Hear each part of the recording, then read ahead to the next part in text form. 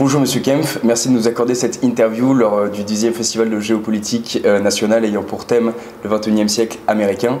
Vous êtes directeur de la collection Cyberespace éditée chez Economica.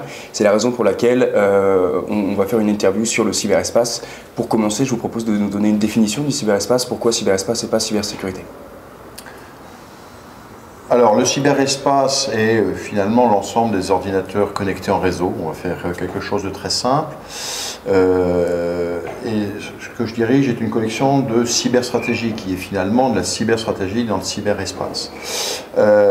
Pourquoi pas de la cybersécurité? Parce que la cybersécurité est une approche finalement très restreinte, je dirais un peu technique, un peu opératoire, qui n'apporte pas la dimension stratégique qui me semble essentielle. Quelle est-elle?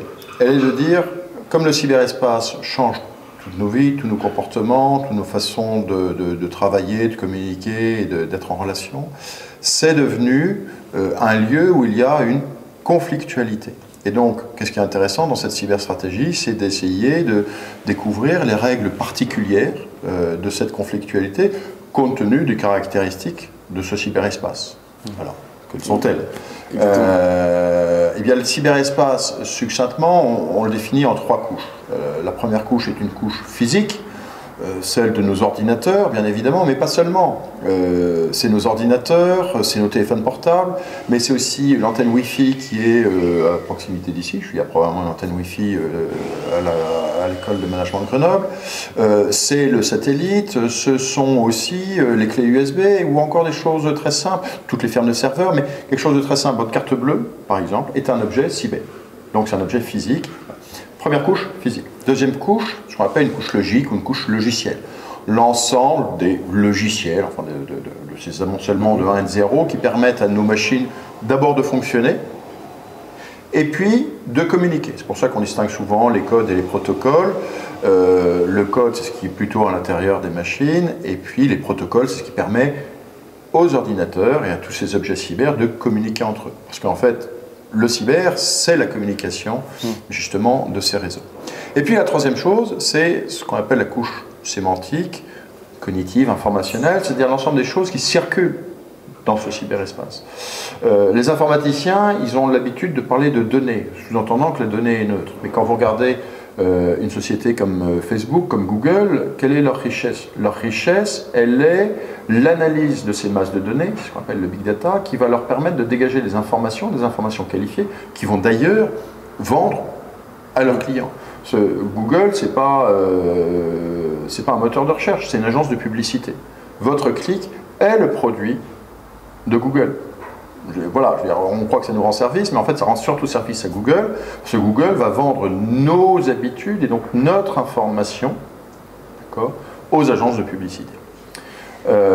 Et donc on voit que cette cyberstratégie, cette conflictualité dans le cyberespace, interagit très peu sur la couche physique, il y a des exemples, mais beaucoup sur la couche logique, et d'ailleurs c'est celle à laquelle on pense quand on parle des virus, quand on parle des maliciels, quand on parle des grandes attaques. Récemment c'était NotPetya, WannaCry, enfin ce genre de choses qui ont défrayé la chronique. Donc une approche un peu technique, mais finalement dans la couche logicielle. Mais finalement, là où il y a le plus de conflictualité, qui est peut-être la plus invisible, c'est celle de la couche informationnelle. Alors je dis que c'était celle qui est la plus invisible, même si récemment, avec tout le débat sur les fake news, tout le débat sur les faux tweets ou les vrais tweets, ou la pollution de la campagne électorale américaine qui agite en ce moment les médias, tout ça montre que dans le cyber, bien sûr, il y a les couches du bas, mais une couche très importante, c'est la couche du haut, la couche informationnelle. Et donc, la cyberstratégie, c'est comment est-ce qu'on comprend le rôle des acteurs, leurs pratiques, leurs intentions, leurs succès, leurs échecs, dans ces trois couches, dans cette conflictualité. La conflictualité, c'est l'affrontement d'intérêts. D'accord. Et donc, si on voulait identifier les menaces et peut-être les hiérarchiser, comment est-ce qu'on ferait du coup? Quelles sont ces menaces? C'est une bonne question. Alors, traditionnellement, je n'aime pas beaucoup le terme cyberattaque. Souvent, les journalistes parlent de cyberattaque. Je suis assez rétif réticent à ce mot-là, je préfère parler de cyberagression. Quelles sont les grandes catégories de cyberagression? La première, la plus importante, c'est ce qu'on appelle l'espionnage. Et regardez la NSA, mais il n'y a pas seulement que la NSA, mais tous les services spéciaux, finalement, de par la planète, font de l'espionnage. Par le cyber, grâce au cyber. Vous avez entendu parler du réseau Échelon, vous avez entendu parler des Five Eyes qui rassemblent les alliés très proches des États-Unis, vous avez entendu parler de la NSA, on l'a vu avec l'affaire Snowden. On voit bien que tout le monde est en train d'espionner. Alors, c'est la caractéristique des grands acteurs, et notamment des grandes puissances, mais on voit bien qu'il y a tout un tas d'autres acteurs plus intermédiaires qui peuvent le faire. Que ce soit des pirates, des hackers ou des groupes terroristes, eux aussi, ils réussissent à faire, si ce n'est de l'espionnage, au moins de l'acquisition de renseignements grâce au cyberespace. Vous-même, en tant qu'étudiant, vous savez très bien manier les différents moteurs de recherche pour aller trouver de l'information pertinente en source ouverte. Et là, c'est assez facile, mais on peut faire des choses beaucoup plus précieuses pour déterminer, espionner, se renseigner. Donc, cyber-renseignement, on va dire. Deuxième catégorie de cyberagression, c'est le sabotage, c'est ce à quoi tout le monde pense. WannaCry, NotPetya, Stuxnet il y a quelques années, enfin, les grandes affaires, les grands virus, etc., enfin, ou maliciels, qui se sont développés. C'est le plus visible, mais c'est finalement pas forcément le plus important. Même si, alors je fais attention, même si un certain nombre de gens qui veulent faire du cyber-espionnage vont mettre des maliciels pour réussir justement à mettre des sondes et des thermomètres pour savoir un peu ce qui se passe. Et donc souvent, le sabotage, enfin l'intrusion dans un système peut être discrète. Voilà, je veux dire, un sabotage, ça ne va pas forcément avoir une manifestation de je fais passer le feu rouge au feu vert, ou l'inverse. Ça peut être je laisse le feu vert, mais je regarde très exactement ce qui se passe. Et la troisième catégorie de cyberagression, c'est ce qu'on appelle la subversion, l'influence au sens large, enfin, la propagande, mais tout ce qui est de la torsion des perceptions, je vais tordre les perceptions et je vais finalement agir sur les cerveaux humains. Et là encore, on a plusieurs façons, de façon visible. J'arrive sur un site et je fais un défacement de site, tout le monde le voit, et je mets un message de revendication. Ou à l'inverse, je donne des informations qualifiées et celui qui est la cible ne se rend pas compte qu'il est influencé.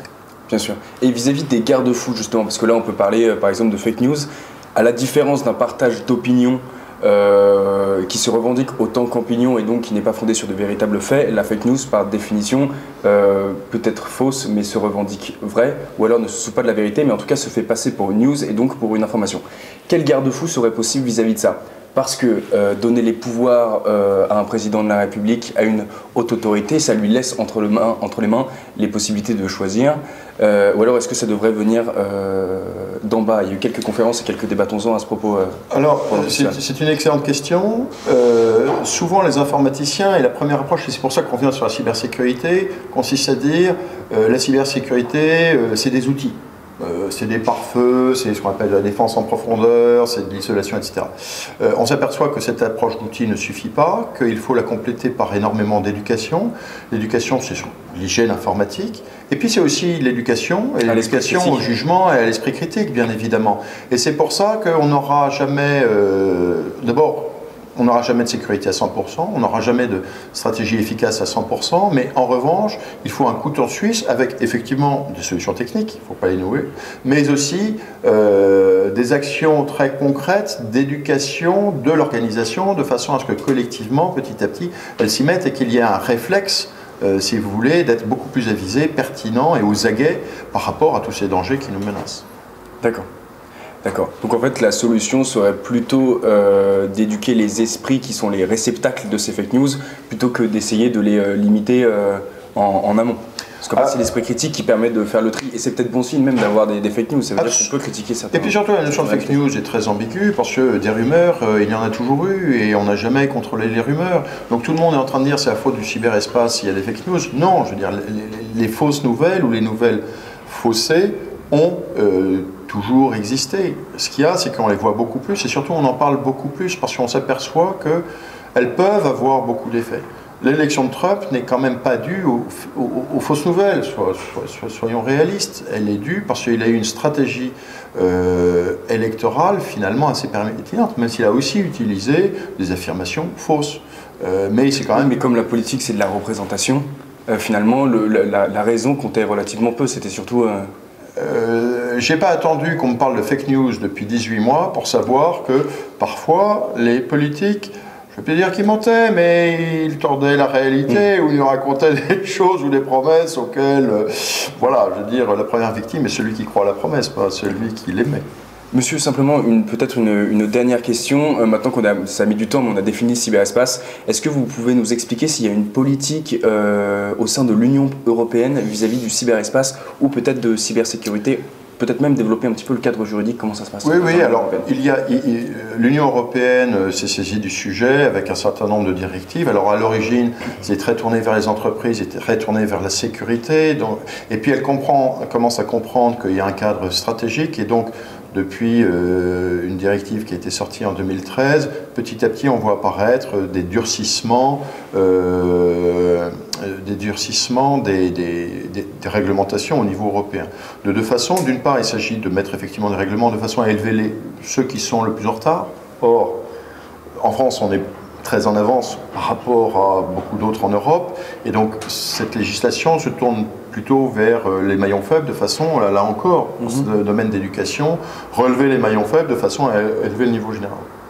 Et puis il y a un deuxième aspect, c'est-à-dire une prise de conscience d'agression douce de la part des grands acteurs et notamment des GAFA. Pas plus tard qu'hier, Bruno Le Maire a annoncé qu'il allait mettre Google en procès. L'Union européenne a pris des décisions et ce sont des choses qui sont finalement très très récentes, qui ont 2 ans et qui sont de très très bonnes nouvelles parce que cela manifeste que l'Union européenne a enfin pris conscience de ces dimensions multiples, de cette conflictualité économique qui est sous-jacente à la conflictualité qui existe dans le cyberespace. Donc petit à petit ça vient et c'est probablement le bon échelon, si vous voulez, l'échelon européen face aux grands acteurs que sont, et on va les citer, les États-Unis, la Russie et la Chine. Ouais. Et donc même si un pays comme la France a une politique de cyberstratégie très affirmée et plutôt en pointe dans l'Union européenne, il est très bon que le reste de l'Union européenne, grâce au cadre européen, élève les niveaux, parce que nous dépendons aussi de nos partenaires. Et justement, est-ce que vous pouvez préciser un petit peu, parce que par exemple, je connais pas assez, est-ce que vous pouvez préciser vis-à-vis, je sais pas, des lois ou des grands principes qui font que l'Union européenne nous protège quelque part? Eh bien, justement, l'Union européenne est d'abord une machine à faire du droit. Elle fait du droit interne avec la directive que je vous ai mentionnée. Et puis, elle fait aussi la protection extérieure avec justement ces actions collectives vis-à-vis des grands acteurs de façon à ce que ça ne soit pas des loups dans la bergerie. D'accord. Écoutez, monsieur, je vous remercie de nous avoir accordé cette interview. Grenoble École de Management aussi, J'aime mon débat aussi. Et à bientôt. Je vous remercie.